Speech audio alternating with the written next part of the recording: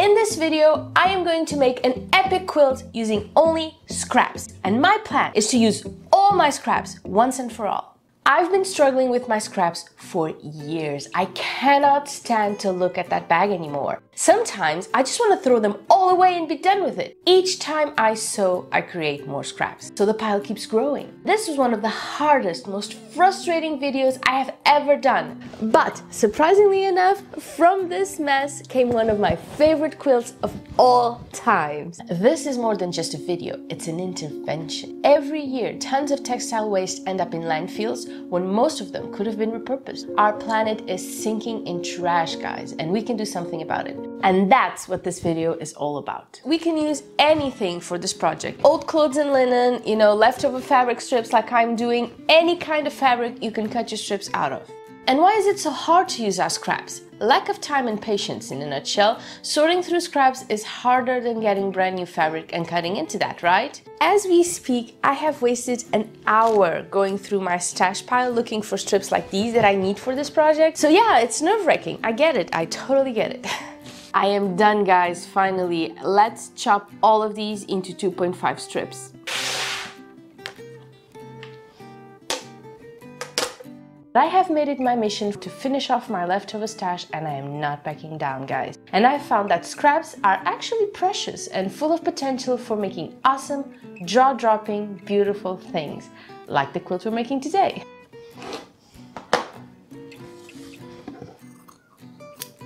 I will not be using any pattern, none needed. I'm just going to take these strips and I'm going to sew them all together into one big, long jelly roll strip.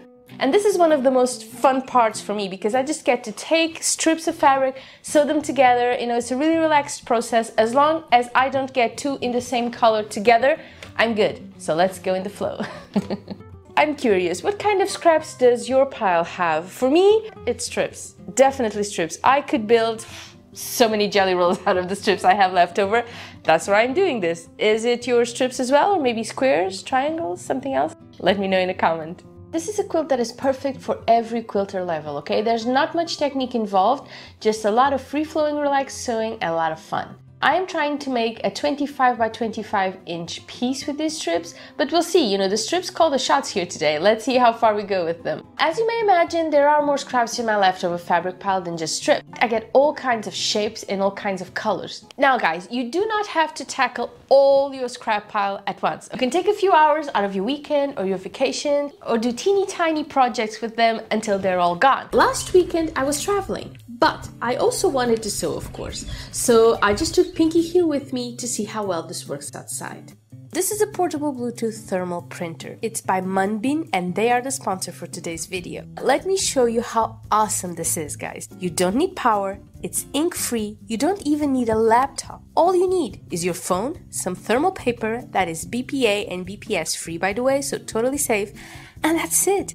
Every day I find a new purpose for this printer. It is so practical and small, you can take it anywhere. I wanted to make English paper piecing coasters, but I needed the pieces to do that. Before Pinky, it would pretty much be game over for me. But now, I just have to look up some free printable templates in the size I need them and print them out. Just with the push of a button. The app you need for your phone is super easy to work with and set up. You can get your paper in a roll or in sheets, just put it in my bag and I am good to go. You can also use it with your laptop. It is easy peasy to get started. Don't need to know a lot about computers or phones to make it happen. Since I got it, I have used this little printer for pretty much anything. I print my class attendance sheets every week when I'm teaching, the exercise sheets or printables, stuff like that. You can use it for anything on the go. Plane tickets, receipts and invoices, forms of any kind. You can even print your ebooks if, like me, you don't like reading on your computer. When I'm cooking a new recipe, instead of using my phone and getting it all dirty with flour or grease or whatever, I just print it and use that. So yeah, if it wasn't for Pinky here, this would have been much harder to do. But because I had it with me, once I printed the pieces and cut them, all I needed was to add the fabrics and sew away. And English paper piecing coasters were born. Look at these guys.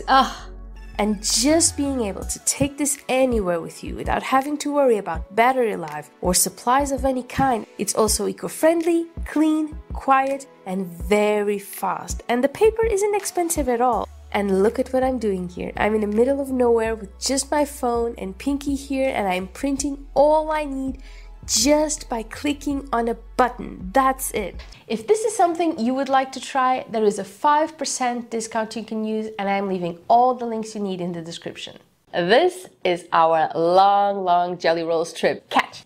Let's cut some 25-inch strips and see if we've been lucky enough to get cute fabric mixes of all sorts of different fabrics. And you can actually take a strip from each end in turns, for example, to make sure you get that mix. And that's how we build our puzzle.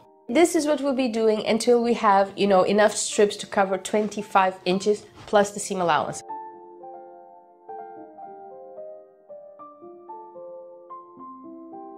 And this is an easy one, 25 right here.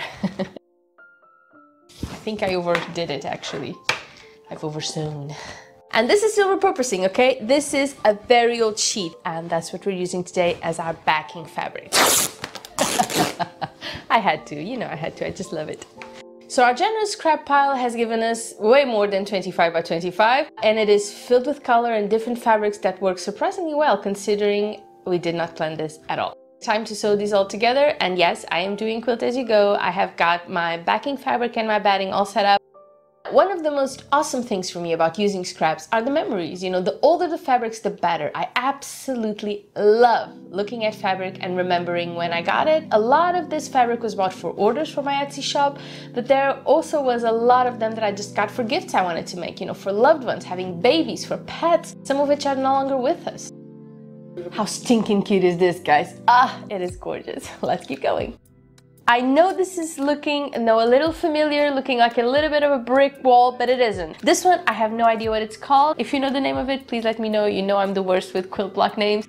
Also, as promised, you don't really need a lot of technique to do this. All you need to do, is to be able to sew straight. The part about trimming the batting later may have just caught up with me. Sewing is never boring, not when I do it at least.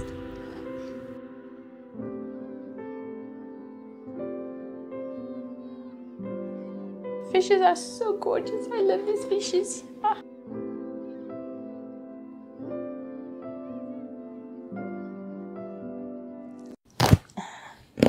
Let's do it again.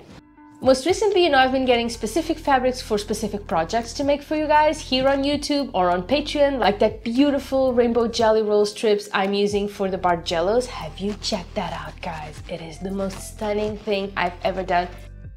Time to cut off our excess batting so we can finish this lovely, whatever you want to call it, mini quilt.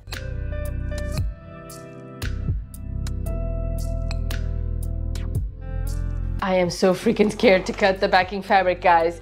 If you want to do it the safe way, we fold the fabric in before we cut, okay? But I like to live dangerously.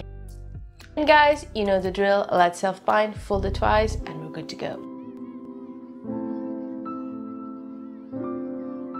And that's it, our strippy mini quilt is done and looking pretty perfect. And unique too, you will never get one exactly alike, and that for me is the best part of all this.